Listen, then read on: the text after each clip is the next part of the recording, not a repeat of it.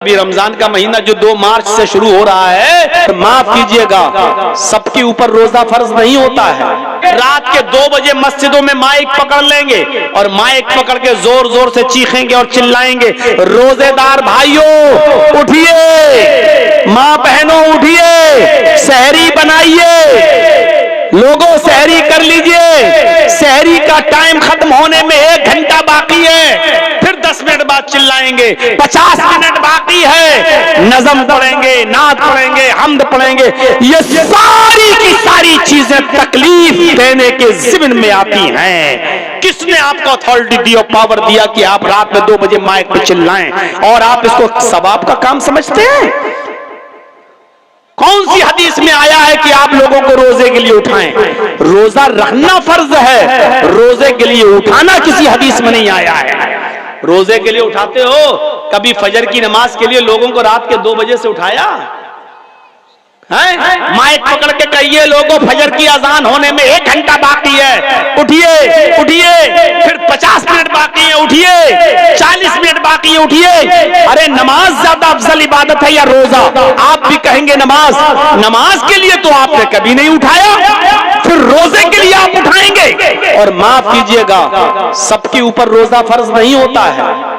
आप रोजेदारों को उठा रहे हैं ना, लेकिन वो बूढ़ा आदमी भी आपके चीखने और चिल्लाने से नींद में डिस्टर्ब हो जाता है उसकी, जिसके ऊपर रोजा है ही नहीं, इतना बूढ़ा हो चुका है कि वो रोजा रख ही नहीं सकता है। डॉक्टरों ने रोजा रखना मना कर दिया, 90 साल की उम्र है, अब वो रोजा नहीं रख सकता है। फिदिया देगा, एक मिस्कीन को खाना खिलाएगा, उसके ऊपर बस यही है। अब आप रोजे के लिए उठा रहे हैं तो वो भी उठ रहा है। कितने लोग ऐसे हैं, एक तो मेरे पास आया लखनऊ में कि मौलाना हमारी मस्जिद में इतनी जोर जोर से चिल्लाते हैं कि मेरा बाप जिसकी उम्र 85 साल की हो चुकी है और बीमार रहता है, मुझे नींद की गोली देना पड़ती है डॉक्टरों की लिखी हुई। जब रात के 10 बजे हम उसको नींद की गोली देते हैं तब उसको नींद आती है। मैंने उसका पर्चा देखा, डॉक्टर ने उसकी नींद की गोली में डिप्रान 10 mg लिखा हुआ था। 5 mg की खाने पर नींद नहीं आती थी, डिप्रान 10 mg की लेता है, ये खाकर उसको नींद आ रही है। कहा मौलाना जब आवाज आती है मस्जिद की तो मेरा बाप जाग जाता है और उसके बाद पूरी रात वो तड़पता है, वो मचलता है, फिर उसको नींद नहीं आती है, वो ब्रेन दिमाग डिप्रेशन का शिकार है, बड़ी मुश्किल से तो वो सोता है। लेकिन रात के 2 बजे ये लोग चीख चीख कर हमारे बाप को जगा देते हैं। इसको दीन का काम आप समझते हो कि रात के 2 बजे उठ गए और चिल्ला रहे हैं और बूढ़े की नींद में डिस्टर्ब हो रहा है? ऐसी तरीके से वो औरतें बेचारी जो अपने बच्चों को दूध पिलाती हैं और डॉक्टरों ने कह दिया है कि ये दूध जब पिए, जब ये खाना खाएंगी तो दूध बनेगा और जब दूध बनेगा तो बच्चे को पिलाएंगी। अगर ये रोजा रखेंगी तो बच्चा भूखा मर जाएगा जो अपनी माँ का दूध पीता है। इसलिए अभी ये रोजा न रखें। तो जो औरतें अपने बच्चों को दूध पिलाती हैं, जो रोजा नहीं रख पा रही है इस मजबूरी की वजह से, आप उनके भी नींद में डिस्टर्ब कर रहे हैं। शरीयत में नहीं है कि किसी की नींद में आप डिस्टर्ब करें। अल्लाह के नबी सल्लल्लाहु अलैहि वसल्लम तो तहज्जुद की नमाज पढ़ने भी जब उठते थे तो इतने आहिस्ता से उठते थे कि उनकी बीवी हजरत आयशा न जाग जाएं, बीवी हजरत आयशा की नींद न खुल जाए और आप माए को पकड़ पकड़ के चीखें और चिल्लाएं कि रोजेदार भाइयों उठिए और सहरी कीजिए, उठिए और सहरी बनाइए। ये चीज बायस सवाब नहीं बल्कि बायस गुनाह है, क्योंकि आप तकलीफ दे रहे हैं उन लोगों को भी जिनके ऊपर रोजा फर्ज नहीं है। हामिला औरत जिसके पेट में बच्चा है, डॉक्टर ने मना किया भी रोजा नहीं रखें। अगर रोजा रखेंगी तो भूखा रहना पड़ेगा और जब भूखा रहेंगी तो पेट में जो बच्चा पल रहा है उसको जब ग़िज़ा की चीज नहीं मिलेगी तो बच्चा पेट में मर जाएगा। कहा वो रोजा नहीं रख सकती है, लेकिन आप उनकी भी नींद में डिस्टर्ब कर रहे हैं, छोटे छोटे बच्चों को भी आप जगा रहे हैं, तो ये चीज तकलीफ देने के ज़िम्न में आती है। इमाततुल अज़ान तरीक, रास्ते से तकलीफ दे चीज को हटा देना भी ईमान का एक हिस्सा है। और तीसरी चीज इस हदीस में बताई गई है, वल हयाउ शुअबतुम मिनल ईमान, हया भी ईमान का एक शोबा है। आज शर्म हया हमारे मुआशरे से निकल गई, शर्म हया खत्म हो गई। बुखारी की हदीस है, अल्लाह के नबी ने फरमाया इज़ा लम तस्तही फफअल मा शीता, जब तेरे अंदर शर्म न रही, जब तेरे अंदर से शर्म निकाल ली गई तो फिर जो तेरा दिल चाहे वो कर। यानी जब शर्म ही नहीं रहेगी तो इंसान के दिल में जो आएगा वो करेगा, जो आएगा वो करेगा, शर्म नहीं रही। और इस वेस्टर्न कल्चर ने, इस पश्चिमी सभ्यता ने, इस मगरबी तहजीब ने आज शर्म हया का जनाजा मर्दों के अंदर तो छोड़िए, औरतों के अंदर से भी निकाल कर रख दिया है। हमें नहीं मालूम आपके बिहार का हाल, हमें नहीं मालूम आपके बंगाल का हाल। आइए हमारे उत्तर प्रदेश की तरफ और लखनऊ की सरजमीन पर बड़े बड़े हाजी, बड़े बड़े नमाजी, बड़े बड़े कारी, बड़े बड़े हाफिज, बड़े बड़े मुल्ला और मौलवियों की लड़कियां इंस्टाग्राम पर रील बना रही हैं, सर से दुपट्टे उतर चुके हैं, स्कर्ट पहनकर और शॉर्ट कपड़ों में रील बनाती हैं, वो भी बेहयाई के साथ और यानियत के साथ, और नंगी नंगी रील बनाती हैं, बेहुदा रील बना रही हैं। और जब हाजियों, नमाजियों, मुल्ला और मौलवियों की लड़कियों का यह हाल है तो फिर बड़े बड़े अमीरों की लड़कियों का हाल क्या होगा, अमीर जातियों का हाल क्या होगा, मॉडर्न कल्चर में पलने वाली लड़कियों का हाल क्या होगा। वेस्टर्न कल्चर ने, पश्चिमी सभ्यता ने, मगरबी तहजीब ने आज हमारी लड़कियों को इतना बेशरम बना दिया है।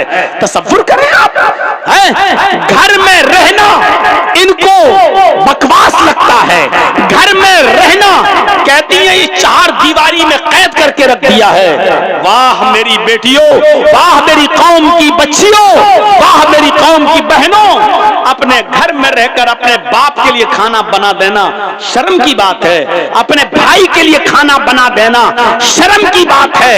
एयर होस्टेस बनकर हवाई जहाज में, एरोप्लेन में पैसेंजर्स को खाना सर्व करना तरक्की की बात है। वाह, ये कौन सी अकल पसंदी है और अकल का दायरा है कि तुम अपने भाई के लिए खाना बनाओ तो ये जिल्लत समझती हो, अपने घर में अपने बाप के लिए खाना बनाओ तो इसको तुम अपनी इंसल्ट समझती हो, और तुम जब एयर होस्टेस बन जाओ तो पैसेंजर्स के सामने खाना सर्व करो, ब्रेकफास्ट सर्व करो तो तुम इसको अपने लिए तरक्की की राह समझती हो।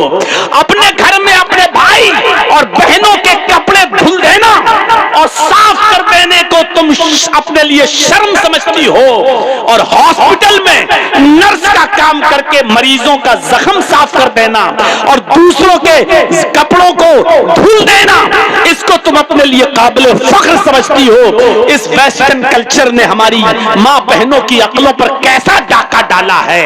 अल्लाह के नबी ने सच फरमाया, इज़ा लम तस्तही फफअल मा शि'त, जब शर्म हया नहीं रही तो जो तेरा दिल चाहे वो कर। हम अहले हदीस हैं, हमारे यहाँ औरतों का मस्जिद में नमाज पढ़ने आना जायज है, बल्कि अल्लाह के नबी ने यह भी फरमाया कि अगर तुम्हारी औरतें मस्जिदों में नमाज पढ़ने आना चाहें तो उनको मस्जिदों में नमाज पढ़ने से मत रोको, अगर वो आना चाहें तो आने दो, लेकिन इसके बावजूद, इस खुली हुई इजाजत के बावजूद अल्लाह के नबी क्या कह रहे हैं, आए औरतों, तुम्हारे लिए घर में नमाज पढ़ना मस्जिद में नमाज पढ़ने से ज्यादा अफजल है। औरतें मस्जिद में आ सकती हैं नमाज पढ़ने, औरतें मस्जिद में जा सकती हैं नमाज पढ़ने। औरतों को अगर वो इजाजत मांगे अपने भाइयों से, अपने बाप से शादी से पहले और शादी के बाद अपने शौहर से, मैं मस्जिद में नमाज पढ़ने जाना चाहती हूँ, तो न शौहर को रोकने का हक है, न बाप को, न बेटे, न भाई को। मस्जिद में अगर नमाज पढ़ने जा रही हैं तो उनको मत रोको। अल्लाह के नबी ने कहा इजाजत दे दो, वो मस्जिद में नमाज पढ़ने जा सकती है। इस इजाजत के बावजूद अल्लाह के नबी क्या कह रहे हैं, औरतों का मस्जिद, घर में नमाज पढ़ना मस्जिद में नमाज पढ़ने से अफजल है। और जब अल्लाह के नबी ये कह रहे थे उस वक्त भी औरतें मस्जिद में नमाज पढ़ने आया करती थी, क्योंकि उनका अकीदा ये था कि हम नबी के पीछे नमाज पढ़ेंगे तो हमें कितना सवाब मिलेगा, हम मोहम्मदुर रसूलुल्लाह के पीछे नमाज पढ़ने का शर्फ हमें हासिल हो रहा है। नबी के इस हदीस के बाद, कहने के बाद कि औरतों का घर में नमाज पढ़ना मस्जिद में नमाज पढ़ने से अफजल है, ये कहने के बाद भी मेरे भाइयों, इसके बावजूद भी अल्लाह के नबी सल्लल्लाहु अलैहि वसल्लम ने इजाजत दी कि औरतें मस्जिद में आ सकती हैं और जाती थीं। औरत का घर में नमाज पढ़ना मस्जिद में नमाज पढ़ने से अफजल है। फिर बरामदे में नमाज पढ़ना खुली सहन में नमाज पढ़ने से ज्यादा अफजल है। फिर घर के कमरे में नमाज पढ़ना, जहां वो अपने शौहर के साथ सोती है, जहां वो अपने शौहर के साथ रहती है, और रात में वो रूम बंद कर लिया जाता है, तन्हाई वाला रूम, बेडरूम जिसमें वो सोती है, उस बेडरूम में, उस कमरे में नमाज पढ़ना घर के बरामदे में नमाज पढ़ने से अफजल है। सब देख रहे हैं आप, तरतीब देखिए, तरतीब। औरत का अपने घर में नमाज पढ़ना मस्जिद में नमाज पढ़ने से अफजल है, क्योंकि वो मर्दों से दूर रहेगी। अब घर में भी नमाज पढ़ना है तो बरामदे में नमाज पढ़ना सहन में नमाज पढ़ने से अफजल है, क्योंकि सहन खुला हुआ होता है, आंगन खुला हुआ होता है, और बरामदा घर के एक साइड में होता है। तो घर के बरामदे में नमाज पढ़ना सहन में नमाज पढ़ने से अफजल है। और फिर फरमाया घर के कोठे में, कमरे में, बंद रूम में, बेडरूम में, वहां नमाज पढ़ना बरामदे में नमाज पढ़ने से अफजल है, क्योंकि घर में भी लोगों का आना जाना लगा रहता है। खाला का लड़का, फूफा का लड़का, चचा का लड़का, कुछ भी हो, पर्दा तो है ही ना करती हैं वो अलग बात है, लेकिन एक लड़की को अपने चचा के बेटे से भी पर्दा है, खाला के बेटे से भी पर्दा है, मामू के लड़के से भी पर्दा है। पर्दा है तो है, सोचिए। तो इसलिए इन लोगों का तो आना जाना लगा रहता है। जब औरत अपने बंद कमरे में और बंद रूम में नमाज पढ़ेगी तो जाहिर बात है कि इन लोगों से भी उसकी मुलाकात नहीं होगी। तो फरमाया कि औरत का बंद कमरे में नमाज पढ़ना खुले हुए बरामदे में नमाज पढ़ने से ज्यादा अफजल है, क्योंकि वो मर्दों से उतनी ज्यादा दूर रहेगी। ये शर्म हया बताई है औरत की।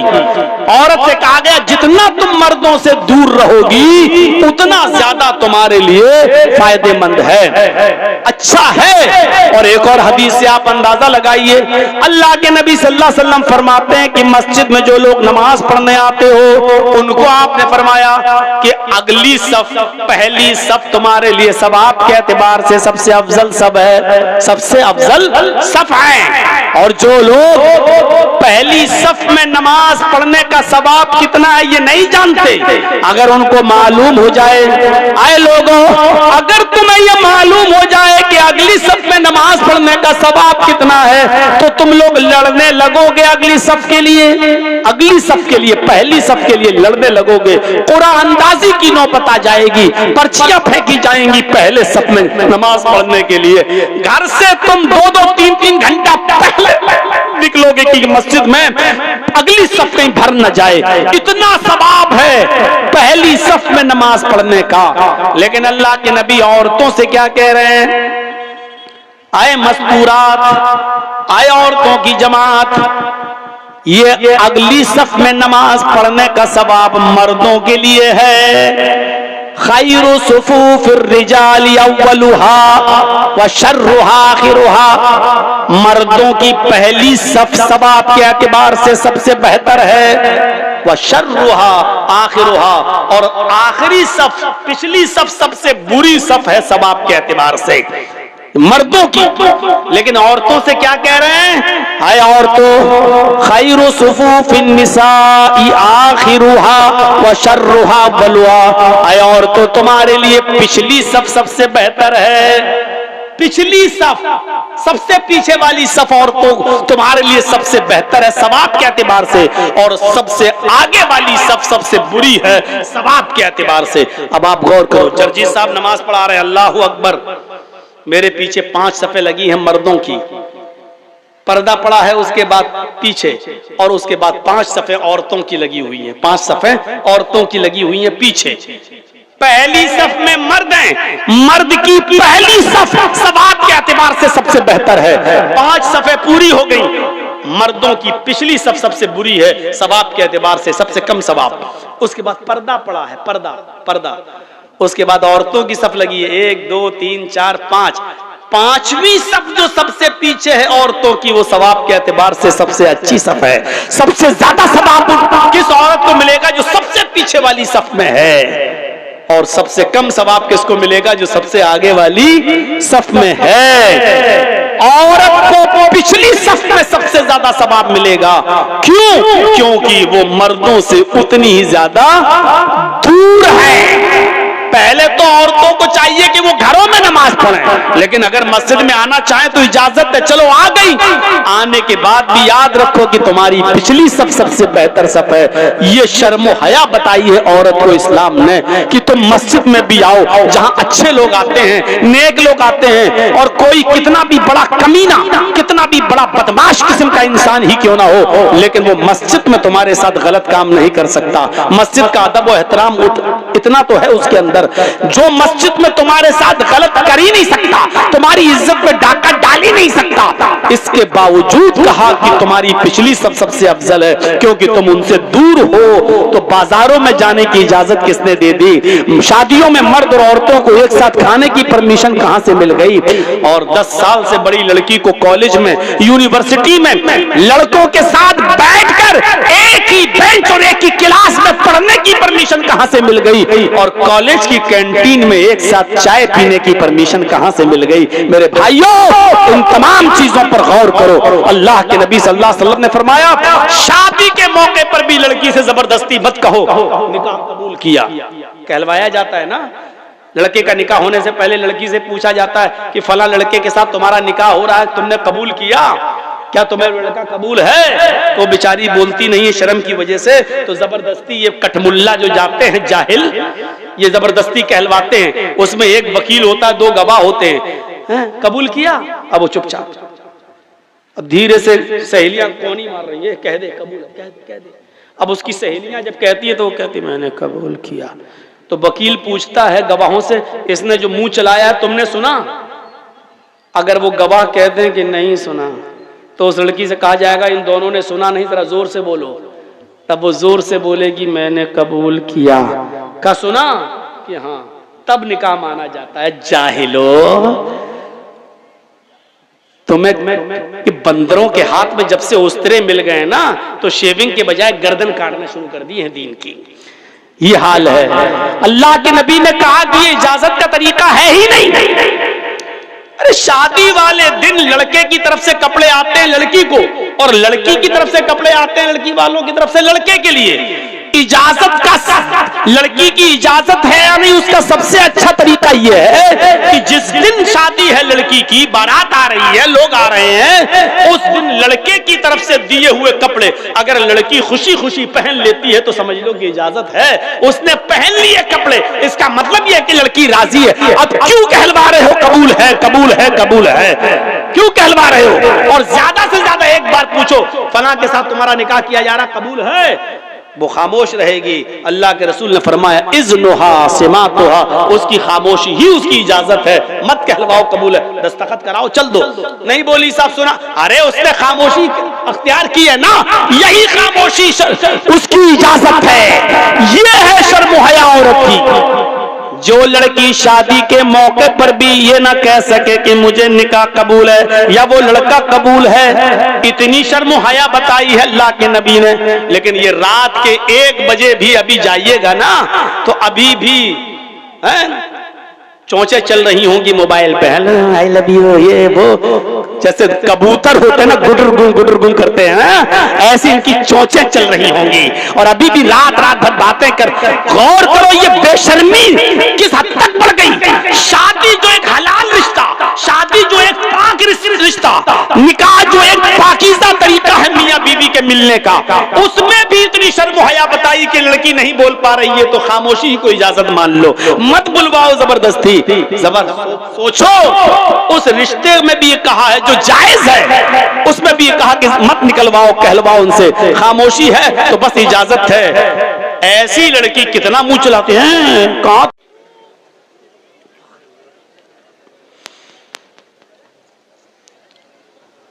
वअन अबी हुरैरह रज़ियल्लाहु तआला अन्हु अन नबी सल्लल्लाहु अलैहि वसल्लम क़ाल अल ईमानु बिज़उन व सबऊन शुअबतन फअफ़ज़लुहा क़ौलु ला इलाहा इल्लल्लाह व अदनाहा इमाततुल अज़ानित तरीक़ वल हयाउ शुअबतुम मिनल ईमान। रब्बिश्रह ली सदरी वयस्सिर ली अमरी वहलुल उक़दतम मिन लिसानी यफ़क़हू क़ौली।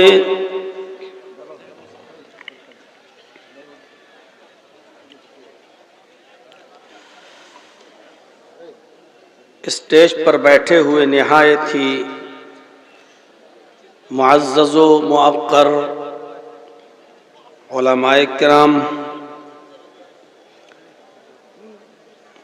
मदरसे हाजा के ज़िम्मेदारान, अराकीन व मेंबरान और क़ुर्ब जवार से अतराफ़ व अकनाफ से तशरीफ़ लाए हुए मुअज़्ज़ज़ सामईन हज़रात, पर्दा नशीन इस्लामी ख़वातीन, माँ और बहनों, कौम व मिल्लत के लायक़वर नौजवानों, मुस्तक़बिल के होनहार अज़ीज़ बच्चों,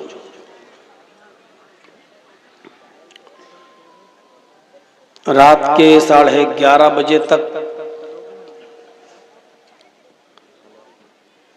बहुत ही सब्र, सुकून और शांति के साथ आपने इस इजलास को समाअत फरमाया। मुख्तलिफ उलमा से उनके मुख्तलिफ अनावीन पर, उनके मुख्तलिफ उसलूब व लहजे में आपने किताब व सुन्नत पर मबनी बातों को सुना। दुआ है अल्लाह तबारक व तआला से कि इलाहुल आलमीन हमें और आपको जो बातें कही गई हैं और कही जा रही हैं अमल करने की तौफीक अता फरमाए।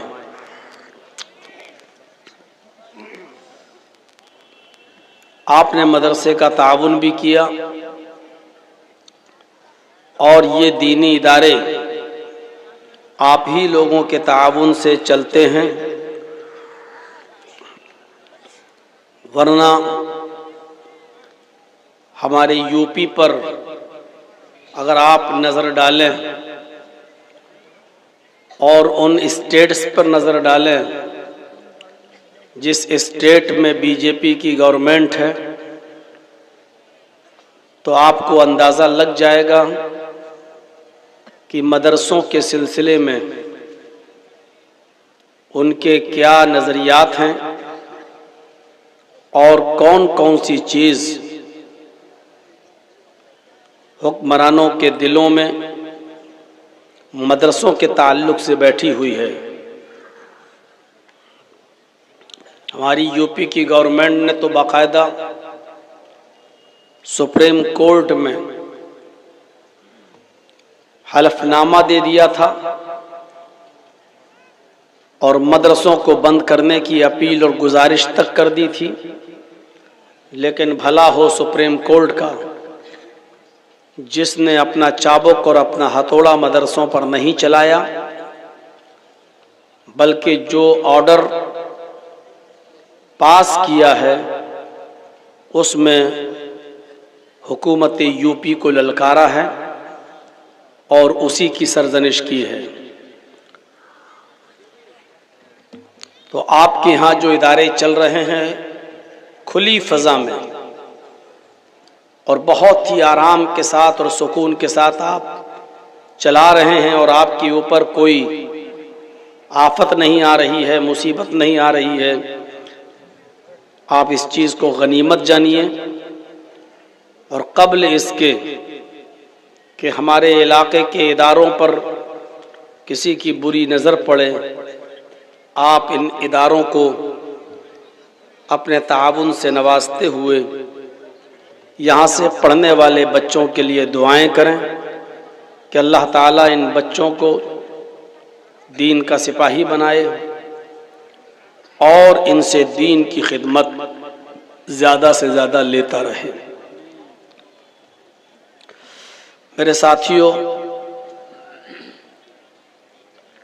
मैंने कुरान करीम की जो आयत करीमा आपके सामने तिलावत की है, उसके अंदर अल्लाह तबारक व तआला ने अहले ईमान के बारे में बताया है और उनके बारे में जो अमल स्वालेह करते हैं कि इन लोगों के लिए ऐसा अज्र है जो कभी ख़त्म नहीं होगा। इल्लल्लज़ीना आमनु व अमिलुस्सालिहात फलहुम अज्रुन गैरु ममनून, जो ईमान लाए और जिन्होंने स्वालेह अमल किया। ईमान और अमल स्वालेह दोनों को जिक्र किया है अल्लाह तबारक व तआला ने, और ये दोनों ही चीज़ें हमारे पास होना ज़रूरी है। अगर हमारे पास एक चीज़ है और दूसरी रदारत, तो हम बेकार हैं, हमारा मकसद पूरा नहीं होगा। हमारे लिए ईमान भी ज़रूरी है और अमल स्वालेह भी ज़रूरी है। अगर कोई बहुत अच्छा काम करता है, अमल स्वालेह अंजाम देता है, लेकिन उसके पास ईमान नहीं है, तो वो भी बेकार। हमें ऐसी बहुत सी मिसालें देखने को मिलती हैं। आप हिंदू भाइयों में चले जाओ, क्रिश्चियन में चले जाओ, यहूदियों में चले जाओ, आप दूसरे मजहब के लोगों में चले जाओ, बहुत अच्छे अच्छे काम कर रहे होंगे।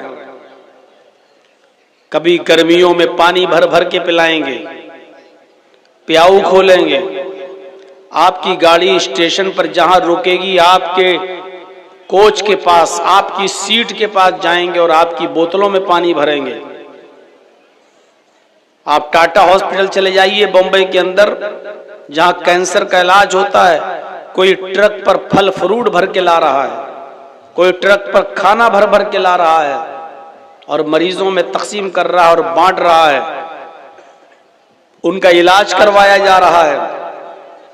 अगर किसी के इलाज में 4-5 लाख रुपए लग रहे हैं, तो उनकी संस्थाएं चल रही हैं, वो अपनी तरफ से चेक आपको दे रहे हैं या मरीज को अपने हैंड ओवर ले रहे हैं, अपने अंडर में ले रहे हैं और कहते हैं आपसे जाइए, आपका 10 लाख रुपए तक का इलाज हम फ्री में कराएंगे। तो देखा जाए तो ये बहुत अच्छा काम है, कितना अच्छा काम है, लेकिन उनको उनके इन कामों पर कोई सवाब नहीं मिलेगा। क्यों? इसलिए कि उनके पास ईमान नहीं। आज हमारे पास ईमान है, लेकिन अमल स्वालेह नहीं। हमारे पास ईमान का दावा तो है, लेकिन अमल स्वालेह नहीं। हम जुमे के दिन मस्जिद में नमाज पढ़ने भी आ रहे हैं, तो ये सोच के आते हैं कि अगर जुमे की नमाज हम नहीं पढ़ेंगे तो मोहल्ले वाले, गांव वाले हमसे ये कहेंगे कि देखो जुमे तक की नमाज नहीं पढ़ता है, कितना बड़ा कमीना इंसान है, कितना बड़ा पाखंडी है, देखो जुमे तक की नमाज नहीं पढ़ता है। हम एक कुर्बानी का बकरा खरीदते हैं कुर्बानी करने के लिए, तो उसका भी फोटो खींचकर व्हाट्सएप पर और फेसबुक पर डाल के लिखते हैं, आज हमने कुर्बानी के लिए बकरा खरीदा है 25,000 रुपए का। हम एक नेक काम करना चाहते हैं, लेकिन उसकी रिया, नमूद और दिखावा उसका हम इतना कर देते हैं क्या फेसबुक पर शाम तक 2 घंटे के अंदर अंदर अब कमेंट आना शुरू होंगे। आप उसमें लिखेंगे कि भाई मैंने बकरा इतने में लिया, या नहीं लिखेंगे, सिर्फ बकरे का फोटो डाल देंगे। अब लोग पूछेंगे कितने का लिया भाई, कहां से लिया, अब आप उसकी कीमत बताएंगे। इस तरीके से उसकी नुमाइश शुरू हो जाएगी। आप अपने घर में 150 लोगों को रोजा इफ्तार करने के लिए बुलाएंगे, उनका भी फोटो लेंगे आप, और क्या चीज खिला रहे हैं इफ्तार पार्टी में, उस खाने की चीजों का भी फोटो लिखकर आप सोशल मीडिया पे डाल दें। ये दिखावा आज हमारे नेकियों में और नेक कामों में आ गया है। उम्रा करने गए, खाने काबा के सामने खड़े हैं और फोटो खींच रहे हैं एहराम की हालत में, उसको आप सोशल मीडिया पे डाल रहे हैं, अल्लाह ने आप मुझे उम्रे की तौफीक अता फरमाई। अरे ठीक है, उम्रे की तौफीक अता फरमाई तो उसका फोटो लेकर मीडिया पे सोशल मीडिया पे डालने की जरूरत क्या थी? कभी कभी दिखाने का एक अंदाज ये भी होता है कि भाइयों मैं खाने काबा पहुंच चुका हूं, उम्रा कर रहा हूं, दुआ कीजिएगा अल्लाह ताला से कि अल्लाह मेरे उम्रे को कबूल फरमाए। हालांकि ये काम आप जब अपने घर से निकल रहे थे तब भी मस्जिद में कह सकते थे, भाइयों मैं उम्रे के लिए जा रहा हूं, अगर मुझसे कोई गलती हो गई हो किसी के ताल्लुक से तो वो मुझे माफ कर दे, मैं माफी तलाफी करने आया हूं और हमारे लिए दुआ कीजिएगा कि अल्लाह ताला हमारे उम्रे को कबूल कर ले। हो गई बात खत्म।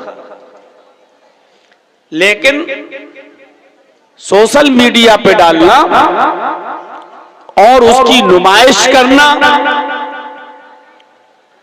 ये अमल तो हो सकता है लेकिन अमले स्वालेह ने, अल्लाह ने दोनों चीजें बताई हैं। इल्लल्लज़ीना आमनू व अमिलुस स्वालिहात, जो ईमान लाए और जिन्होंने नेक अमल किए। मोबाइल आप यूज करते हैं, अगर उसमें सिम ना हो तो आपका मोबाइल काम नहीं करेगा, और आपके पास सिम है लेकिन मोबाइल ना हो तो सिम भी काम नहीं करेगी। महंगा से महंगा मोबाइल खरीद लीजिए आप, कीमती से कीमती मोबाइल ले लीजिए आप, आईफोन ले लीजिए, Z Fold 6 ले लीजिए, सैमसंग का गैलेक्सी, 1.5 लाख, 1 लाख, 1.25 लाख कीमती से कीमती मोबाइल आप यूज करिए, लेकिन उसमें सिम ना हो।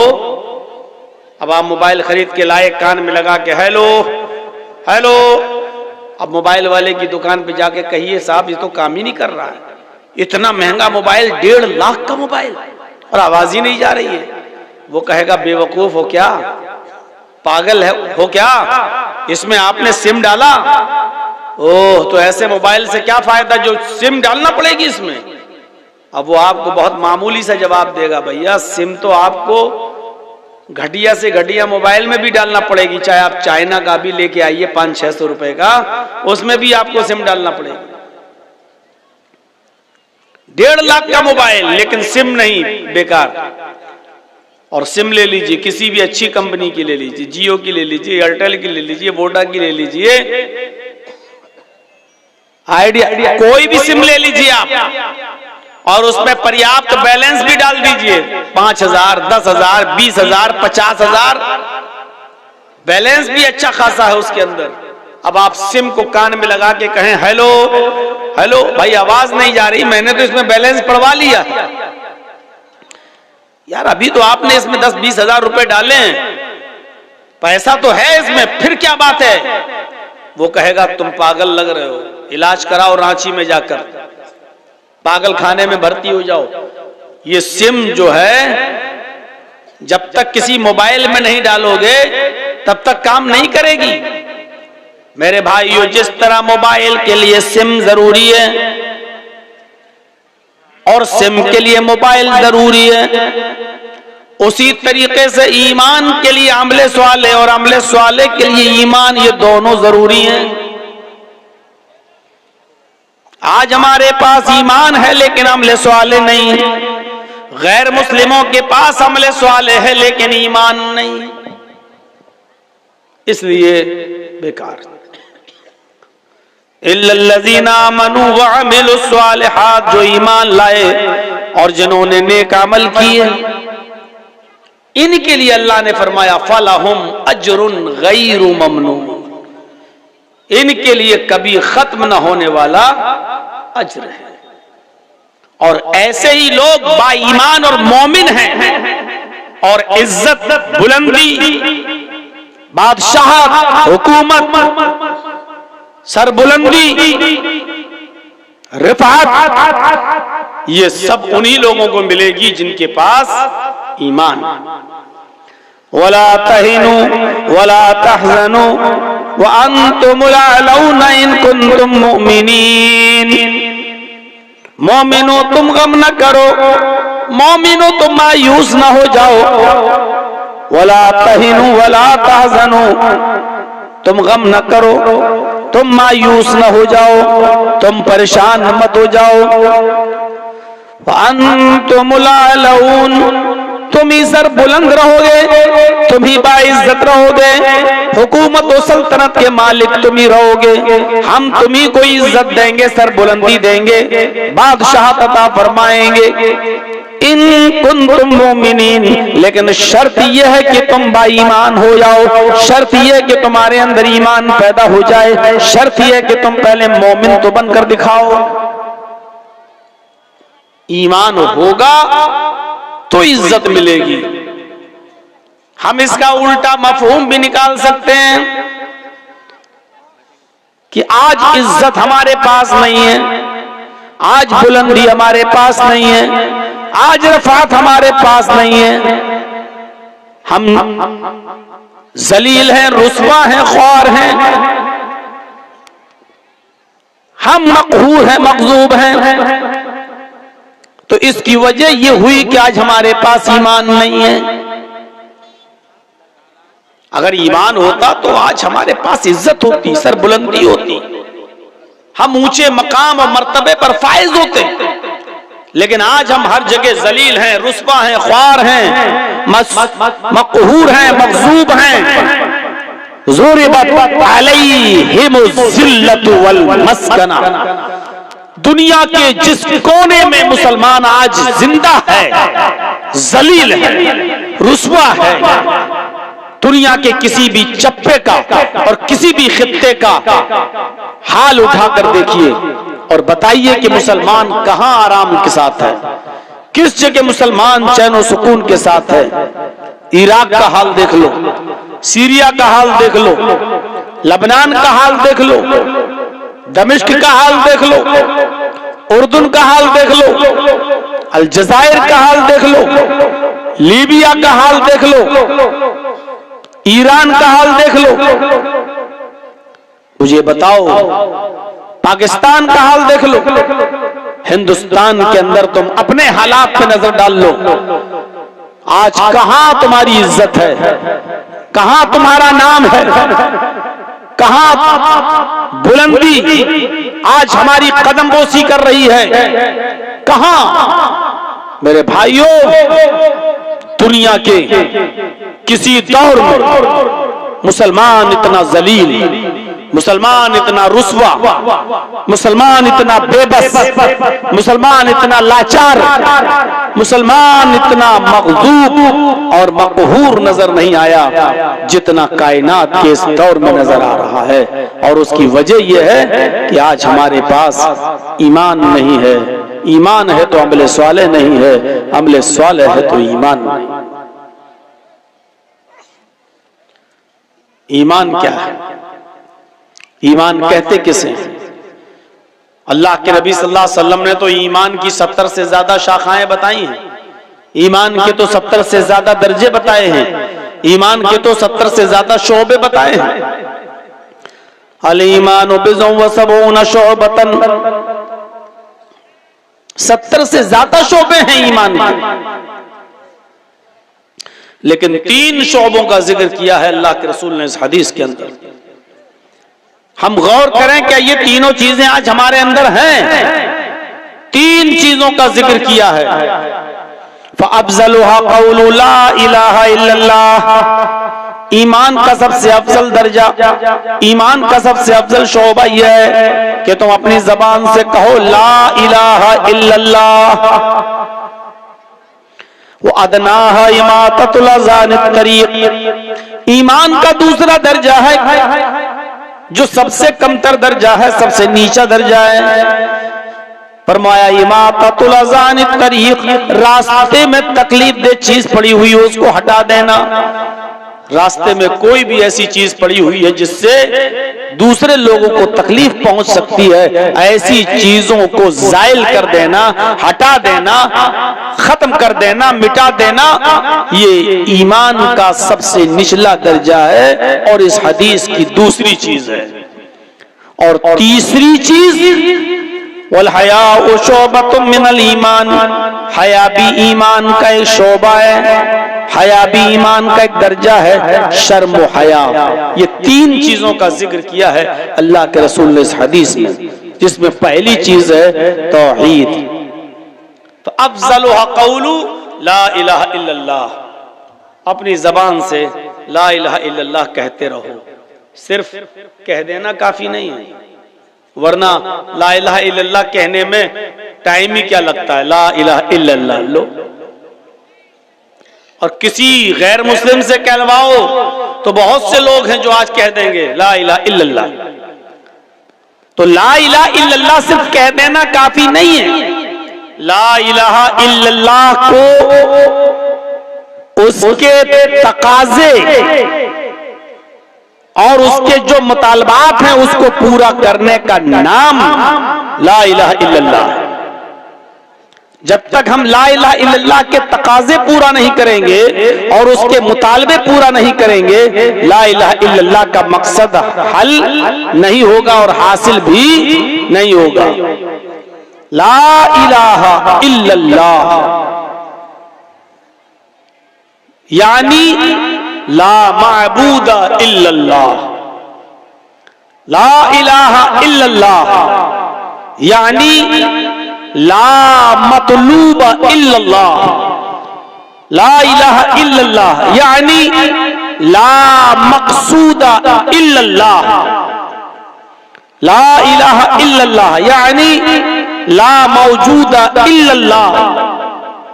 ये है ला इलाहा इल्लल्लाह का माना।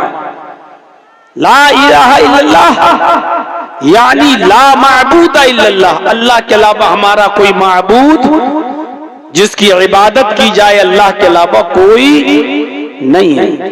ला इलाहा इल्लल्लाह यानी ला मतलूबा इल्लल्लाह, अल्लाह के अलावा हमारा कोई मतलूब नहीं है। ला इलाहा इल्लल्लाह यानी ला मकसूदा इल्लल्लाह, अल्लाह के अलावा हमारा किसी और की तरफ कोई कस्द नहीं है, उसके अलावा हमारा कोई मकसूद नहीं है। ला इलाहा इल्लल्लाह यानी ला मौजूदा इल्लल्लाह, अल्लाह के अलावा इस कायनात के अंदर अपने इल्म के एतबार से कोई मौजूद नहीं है, अपने इल्म के एतबार से। अकीदा रखिएगा, अल्लाह नालियों में नहीं है, लेकिन नाली के अंदर क्या चीज पड़ी हुई है अल्लाह को उसका इल्म है। अल्लाह मां के पेट में नहीं है, लेकिन मां के पेट में लड़का है या लड़की या कुछ नहीं, अल्लाह को उसका इल्म है। अल्लाह समंदर में नहीं है, लेकिन समंदर में कितनी मछलियां हैं और उन मछलियों के पेट में कितने अंडे हैं, अल्लाह को उसका इल्म है। अल्लाह दरख्तों के ऊपर पेड़ों के ऊपर नहीं है, लेकिन इस दुनिया में कितने दरख्त हैं और उन दरख्तों में कितने पत्ते हैं, अल्लाह को उसका इल्म है। तो ये अकीदा रखना ला मौजूदा इल्लल्लाह, अपने इल्म के एतबार से अल्लाह ही हर जगह मौजूद, यानी मुकम्मल और कंप्लीट इल्म अगर किसी को है तो वो जात है अल्लाह की। ये है ला इलाहा इल्लल्लाह का माना। ला इलाहा इल्लल्लाह यानी ला मसजूदा इल्लल्लाह, अल्लाह के अलावा कोई ऐसी हस्ती नहीं है कि जिसको सजदा किया जाए, अल्लाह ही हमारा मसजूद है और उसके अलावा सजदा किसी और के लिए जायज नहीं है। ये है ला इलाहा इल्लल्लाह का माना। हर मुसलमान गौर करे, ईमान की 70 से ज्यादा ब्रांचेस और शाखाएं बताई हैं अल्लाह के नबी ने, और 3 ब्रांचेस का, 3 शाखाओं का जो जिक्र हमने किया है, क्या इन 3 शाखाओं में, 3 शोबों में क्या सबसे अफजल शोबा ला इलाहा इल्लल्लाह को उसके मुतालबात और उसके तकाजे के साथ हम पूरा उस पर अमल कर रहे हैं? क्या उसके तकाजों को पूरा कर रहे हैं, उसके मुतालबात को पूरा कर रहे हैं? क्या हम अल्लाह को इसी तरीके से मान रहे हैं? ऐसा तो नहीं कि हम ला इलाहा इल्लल्लाह भी कह रहे हैं और मज़ारात पे जाके चादर बिछड़ा रहे हैं।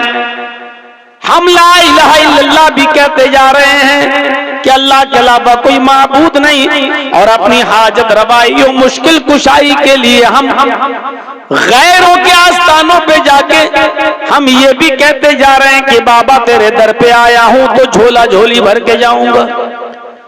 हम एक तरफ ला इलाहा इल्लल्लाह भी पढ़ते जा रहे हैं और दूसरी तरफ हम आस्थानों पे जाके सजदा भी कर रहे हैं, गैरुल्लाह के सामने सर भी झुका रहे हैं।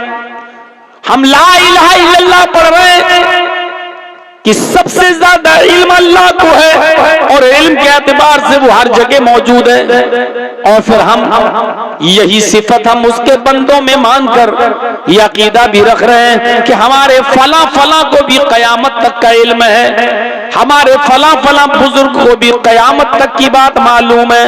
मेरे प्यारे साथियों, अगर ये चीजें हमारे अंदर शामिल हैं तो यकीनन हम ला इलाहा इल्लल्लाह का तकाजा और उसका मुतालबा हम पूरा नहीं कर रहे हैं। ला इलाहा इल्लल्लाह तो वो कलमा है कि उसको पढ़ लेने से क़ब्ल मौत, इसको पढ़ लेने से इंसान जन्नती हो जाता है, और इसको पढ़े बगैर अगर कोई आदमी मर गया हालत कुफ्र में, हालत शिर्क में, तो वो जहन्नमी हो जाता है। ये अकीदा रखिए। 70 साल तक 80 साल तक कोई आदमी गुनाहों पे गुनाह करता रहा, कुफ्र करता रहा, शिर्क करता रहा, और मरने से पहले शिर्क से कुफ्र से तौबा करके कलमा पढ़ लिया ला इलाहा इल्लल्लाह और मर गया, लेकिन ये कलमा नसीब हो गया तो जन्नती हो गया। पूरी जिंदगी कुफ्र और शिर्क करता रहा और ला इलाहा इल्लल्लाह पढ़े बगैर मर गया तो जहन्नमी हो गया। यकीन नहीं आता? आइए बुखारी के अंदर वो वाक़या आया है, जरा देखिए। अस्वद नामी एक यहूदी जो यहूदियों की बकरियों को चराया करता था जंगल में ले जाकर, जब अल्लाह के नबी सल्लल्लाहु अलैहि वसल्लम ने खैबर का मुहासरा कर लिया और चारों तरफ से घेर लिया। खैबर एक किला था जिसमें यहूदी रहा करते थे। अल्लाह के रसूल ने और आपके सहाबा ने उसको घेर लिया, चारों तरफ से उस पर मुहासरा कर लिया। उस वक्त खैबर के उस किले से एक आदमी गायब था जो बकरियां चराने के लिए गया था, जिसका नाम था अस्वद। जब वो लौट कर आया, उसने देखा कि हमारे किले को चारों तरफ से मोहम्मद और उसके साथियों ने घेर लिया है सल्लल्लाहु अलैहि वसल्लम। तो उसने सहाबा से कहा, क्या सहाबियों, मैं तुम्हारे नबी से मोहम्मदुर रसूलुल्लाह से मिलना चाहता हूं। उन्होंने कहा कि उस खेमे में चले जाओ, ये खेमा पड़ा हुआ है, पर्दा पड़ा है, इसी पर्दे के अंदर अल्लाह के नबी मौजूद हैं। वो गया, सोच रहा था कि मोहम्मदुर रसूलुल्लाह के बॉडीगार्ड लगे होंगे, नामवर आदमी, सहाबा जिसकी इज्जत करते हैं।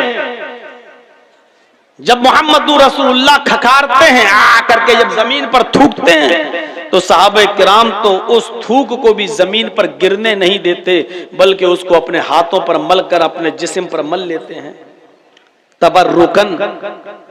तो कितनी इज्जत होगी मोहम्मद की। सोच रहा था कि वो बेहतरीन कालीन पर बैठे होंगे, कई बॉडीगार्ड होंगे उनके, लेकिन जब खेमे का पर्दा हटाकर वो यहूदी वो अस्वद देखता है तो क्या देखता है कि मोहम्मदुर रसूलुल्लाह कच्ची जमीन पर खजूर के पत्तों की बनी हुई चटाई पर बैठे हुए हैं। खजूर के पत्तों की बनी हुई चटाई पर तशरीफ फरमाए। उसने सहाबा से कहा, अरे मुझे तुम्हारे नबी से मिलना है, किसी मामूली आदमी से नहीं मिलना। सहाबा ने बताया, यही मोहम्मदुर रसूलुल्लाह सल्लल्लाहु अलैहि वसल्लम है। ताज्जुब कर गया, जिसके बारे में इतना सुना और वो इतनी सिंपल जिंदगी, इतनी सादा जिंदगी, अंदर जाता है। अल्लाह के नबी सल्लल्लाहु अलैहि वसल्लम से मुलाकात की गरज से आपने उसको अपने पास आने की इजाजत दे दी। गुफ्तगू होने लगी, शुरू हो गई बातचीत। कहने लगा इस वक्त, आए मोहम्मदुर रसूलुल्लाह, आपकी दावत क्या है, आपका पैगाम क्या, आपका मैसेज क्या है, आपकी तालीम क्या है? आपने फरमाया बस मेरी दावत सिर्फ एक है, ज्यादा नहीं, एक ही दावत लेकर मैं आया हूं और उसी दावत को आम कर रहा हूं। और वो दावत है ला इलाहा इल्लल्लाह। इस बात की गवाही दे दो कि अल्लाह के अलावा कोई माबूद नहीं। उसने कहा अगर इस दावत को मैंने मान लिया तो मेरे लिए क्या है? आपने फरमाया लकल जन्नह, अगर इस दावत को तुम कबूल कर लेते हो तो तुम्हारे लिए जन्नत है, और अगर इस दावत को तुम कबूल नहीं करते और इस दावत को कबूल किए बिना मर गए तो तुम्हारे लिए जहन्नम है। वो अस्वद जानता था ला इलाहा इल्लल्लाह अगर कह दूंगा तो ला इलाहा इल्लल्लाह का मतलब क्या है, हमें क्या क्या छोड़ना पड़ेगा, किन किन चीजों को हमें तर्क करना पड़ेगा। वो ला इलाहा इल्लल्लाह का माना हम मुसलमानों से ज्यादा जानता था।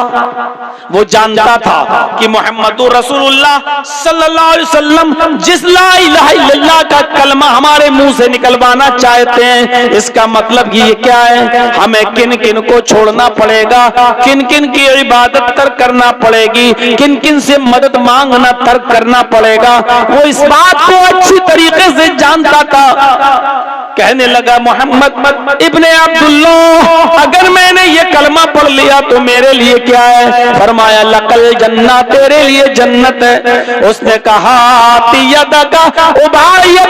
इस्लाम, अपना हाथ बढ़ाइए, मैं इस्लाम लाता हूँ, अपना हाथ बढ़ाइए, मैं कलमा पढ़ता हूँ। अल्लाह के नबी ने अपना हाथ बढ़ाया, उसने भी नबी के हाथ में अपना हाथ दिया और कलमा पढ़ लेता है, अशहदु अल्ला इलाहा इल्लल्लाह व अन्ना मुहम्मदन अब्दुहु व रसूलुहु। ये कलमा पढ़कर ला इलाहा इल्लल्लाह का इकरार करके वो इस्लाम ले आया, कलमा पढ़ लिया। कहने लगा अब मेरे लिए कोई काम बताइए। आए अल्लाह के नबी इस्लाम तो ले आया, अब मेरा काम क्या है? आए अल्लाह के रसूल मैं इस्लाम ले आया, अब मैं क्या करूं? अभी तक तो मैं यहूदियों की बकरियां चराता हूं, अब क्या करूं जब इस्लाम ले आया हूं? अब बीवी बच्चों को पालना है, पोसना है, खिलाना है, पिलाना है, अब मैं क्या करूं? आपने फरमाया इस्लाम लाने के बाद सबसे पहला तेरा काम यह है, ये बकरियां जिनकी हैं तो इन बकरियों को उनके मालिक के हवाले कर दो।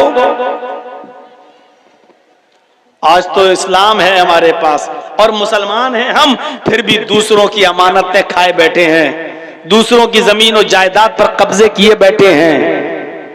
अल्लाह के रसूल ने फरमाया कि अगर तुम इस्लाम ला चुके हो, कोई काम करने से पहले तुम्हें कोई काम बताऊं, उससे पहले तुम्हारी ड्यूटी ये है कि ये जो बकरियां हैं जिनकी, उनके हवाले कर दो। क्योंकि अगर तुमने कोई भी काम किया लेकिन ये बकरियां तुम्हारे पास रह गईं तो तुम्हारी कोई इबादत कबूल नहीं होगी, पहले इन बकरियों को इनके हवाले करो। अरे हम दूसरों के क्या हक अदा करेंगे? आज तक हमने अपनी बहनों का और अपनी बेटियों का हक अदा नहीं किया है। यहां बैठे हैं बड़े बड़े बूढ़े लोग भी होंगे, अब मरे कि तब मरे, कब्र में पैर लटका है, वो जानते हैं कि 70 साल की मेरी जिंदगी हो चुकी है, 5-6 साल 10 साल भी चल जाऊं तो बहुत बड़ी बात, लेकिन उनसे पूछो क्या तुमने वसीयत कर दी कि मेरे मरने के बाद मेरा तरका, मेरा छूटा हुआ माल मेरी सब औलादों में, बेटे और बेटियों में बराबर बराबर तकसीम होगा? क्या आपने वसीयत की है? इतना याद रखिएगा और मसला जान लीजिएगा। अगर आप अपनी जिंदगी में अगर आप देते हैं ना, बंटवारा करते हैं अपनी जिंदगी में, तो आपको सबको बराबर बराबर देना होगा। आपने 10 बाई 10 का रूम अगर लड़के को दिया है तो 10 बाई 10 का रूम आपको अपनी बेटी को भी देना पड़ेगा, क्योंकि जिंदगी में तरका तकसीम नहीं होता, तरका तो मरने के बाद ही तकसीम होता है। लेकिन जिंदगी में अगर आप फैसला करना चाहते हैं कि मेरी जिंदगी में हम अपनी औलाद को दे जाएं, तो आपको बराबर बराबर देना होगा, जितना लड़के को उतना ही लड़की को। हाँ, मरने के बाद एक अलग मामला है, जब आपका तरका तकसीम होगा तो जितना लड़के का हिस्सा है उससे आधा आपकी बेटी को मिलेगा, है वो एक अलग मसले आ जाते हैं। आपने क्या अपनी जिंदगी में इंसाफ किया? क्या आपने अपनी विरासत में अपनी बहन को भी के लिए भी वसीयत की कि मेरी बहन का भी हिस्सा है? मुझे मालूम है पिछली साल जब रमजान का महीना आया था और मैं अपने शहर में इटावा में था, रोजे की हालत में मस्जिद में जब मैं गया जोहर की नमाज के लिए, जुमेरात का दिन था, तो मैं वुजू बना रहा था जब मस्जिद में, तो वुजू से फारिग होने के बाद एक लड़का मसला पूछता है कि मौलाना एक बात बताइए, अभी हम जो कुल्ला कर रहे थे वुजू बनाते वक्त ऐसे पानी, तो कुल्ला करने के बाद जबान में थोड़ा पानी तो लगा ही रहता है। भाई आपने ऐसे लिया पानी, जो कुल्ला किया तो पानी तो थोड़ा सा जबान में लगा ही है।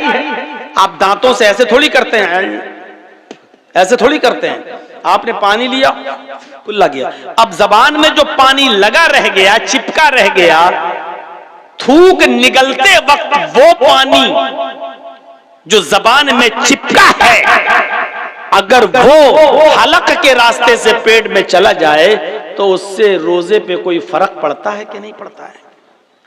मैंने कहा यार ये तो बड़ा नेक आदमी है, देखो कैसा मसला पूछ रहा है बेचारा।